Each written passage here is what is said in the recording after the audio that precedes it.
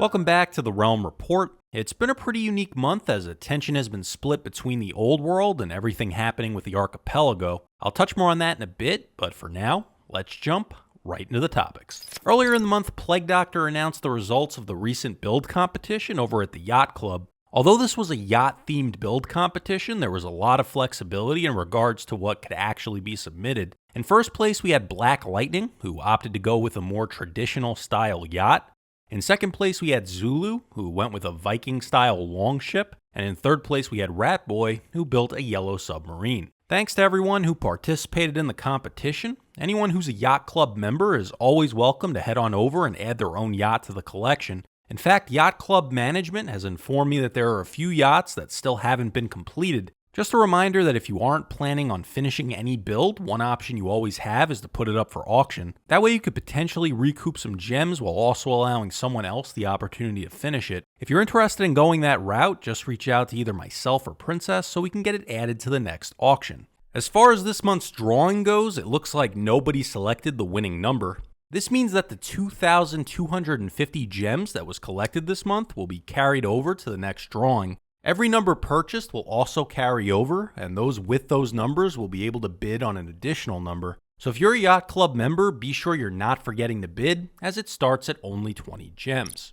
Of course, the biggest thing we did this month was obviously the archipelago. As I mentioned last time, this is our newest core community that will officially be replacing the Aquarius. It's difficult to know in advance how well an idea will resonate with people, and honestly, after the first night of recruiting, I was concerned that there wouldn't be much interest at all. Fortunately, after I posted the image of the map itself, it allowed people to fully understand what it was we were doing, and that's when the ball really got rolling. From then on, the realm was consistently busy throughout the course of the month with everyone working on building up their islands. I wasn't really sure if people would be more interested in claiming existing islands or designing new ones from the ground up, so I'm grateful to Willow for taking the time to assist with the setup. Now we arrive at the inevitable topic of the world merge and everything that needs to be done in preparation for that. The plan as it currently stands is that everything within the bedrock border of the archipelago will be added to the old world on February 1st. During that time, the realm and the server will be down while the transition is taking place. While my goal is to have it back up quickly, my first priority is to get it done accurately.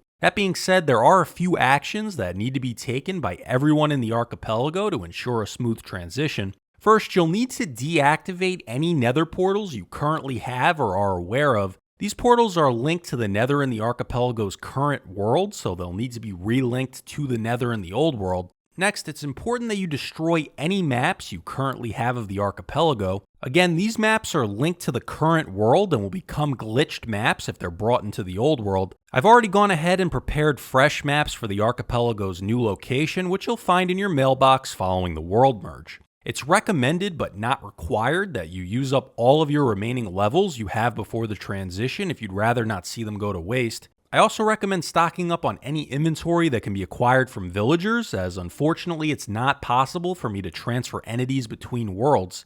And finally, the most important thing you need to do is bury anything you currently have on you, including armor and anything located in your ender chest, somewhere on your island to ensure that it's safely brought over to the old world. You'll want to place it in an easily identifiable location, as all coordinates for the archipelago will change once it's transferred over. Anything located in chests or barrels will be fine. Again, this is only for stuff linked directly to your player data. You'll also want to make sure you do this when you're officially done playing and know you won't be back on again, because once the realm goes down, it won't be opening back up. I went ahead and created a temporary channel in Discord that covers this process. If you have any additional questions, be sure to let me know. One person who's well versed on everything that goes into a world merge is Upton. Throughout this past month, he's been keeping himself occupied by collecting some of the archipelago's finest goats. He's back with us again to share some advice on how you can prepare for the world merge. With each community that's introduced to the old world, it means we also get a new mayor. As I mentioned previously, Willow assisted in preparing the archipelago by selecting the pre-generated islands and setting them up around the map. Willow also took the lead on planning out Centerpoint Island, laid out the shopping district, and several other community-focused builds over the course of the month. But on top of that, Willow has been a huge contributor in the old world for more than 3 years. She's responsible for creating 3 of our monthly events, provided the island that's now used for the Isle of Misfit Oldies, and also built a few of the Old World's landmarks, such as the library and the memorial located at 00. So with all of that considered, it's only fitting that she be the archipelago's first mayor, and I'm looking forward to seeing what she has planned for the future of the area. All throughout January, I've been making a ton of adjustments and improvements to the Discord. I won't go over all the differences, but there are a few significant changes I'd like to point out. For one thing, several channels have been switched over to ticketing systems that'll function very similar to the application process. The photo contest and yacht club drawing channels are two in particular. The goal of changing them is to make it easier for Princess and Artemissary to keep track of everything sent to them, as opposed to sorting through individual messages. I've also added a new channel called The More You Know. I'm aware that when newcomers join the server, there's a ton of information thrown at them all at once, so the intention behind this is to provide a lot of that in smaller, bite-sized doses. Each Sunday, a bot will post a card to that channel that explains something random about the old world. The cards cover a wide range of topics, both in the world itself and the Discord. While this is mostly geared towards newer oldies, if you've been here a while, this may actually refresh your memory to certain things that possibly slipped your mind. The previous cards will also remain in the channel, so as they start to add up, you can simply browse through them as time allows. In addition, we also have a new welcome page that applicants can look over while they're waiting to join the server. It includes a contact list with the names of some key people in certain roles within the server. Ziggy also has a few new special commands, and a list of those can be found in the resources channel. Along with that, there are a bunch of other visual and cosmetic changes. If you have any additional suggestions to improve the Discord, feel free to let me know.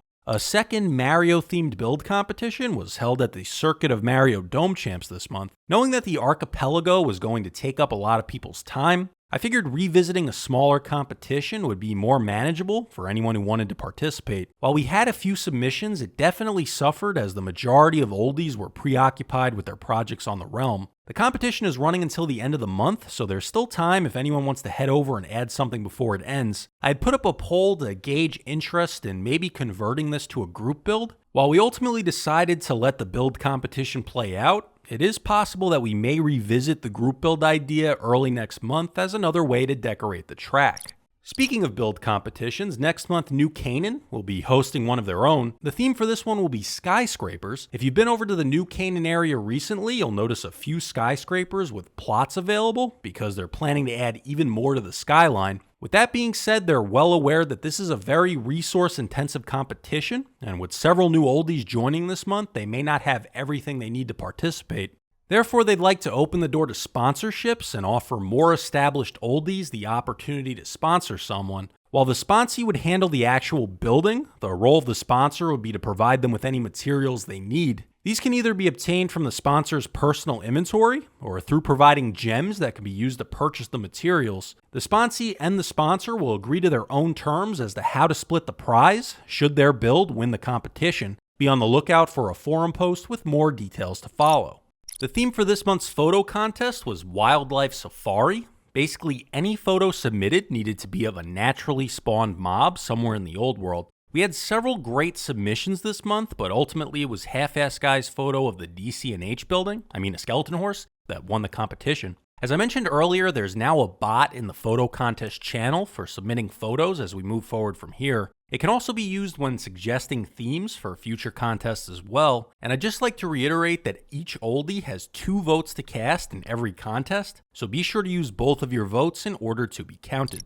This month we held the Willow Classic 7 over at the Coliseum on the island. We called this one the Butter Wars because all participants were provided with gold armor as well as weapons that had the durability of butter. Prior to the event, Willow redid the battlefield to give it more of a gold aesthetic. All the matches went pretty smoothly, but we did have a few incidents where weapons would actually break in the middle of the fight. However, all of this was incorporated into the event and participants were expected to keep everything in good health. First place went to Princess, making this her 3rd victory in a Willow Classic event. In second, we had Rescue Lynn, who received her first trophy for a Willow Classic. In third place, we had the Amazon Turtle, whose first event on the server was actually last year's Willow Classic 6. And Buck, who was competing in his first event since February of 2022, claimed the 4th place spot. Thanks to everyone who joined us for the event.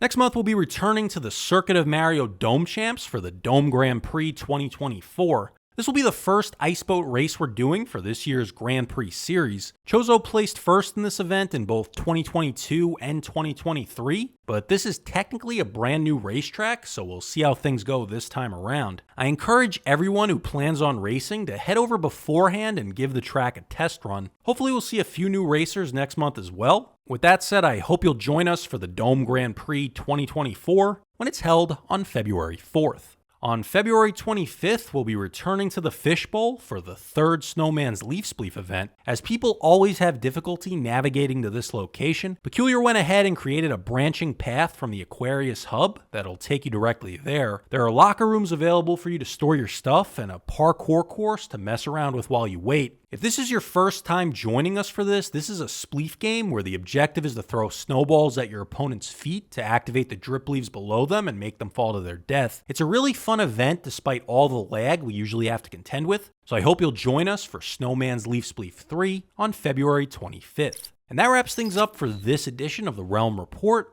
See you on the server.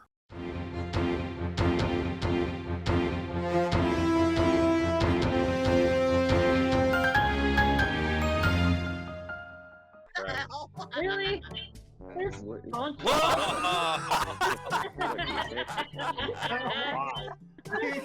Oh man, that's You're just kidding me. oh that's Just killed you with an emote. that's one of the stupidest deaths I've ever seen. That's a cactus incident.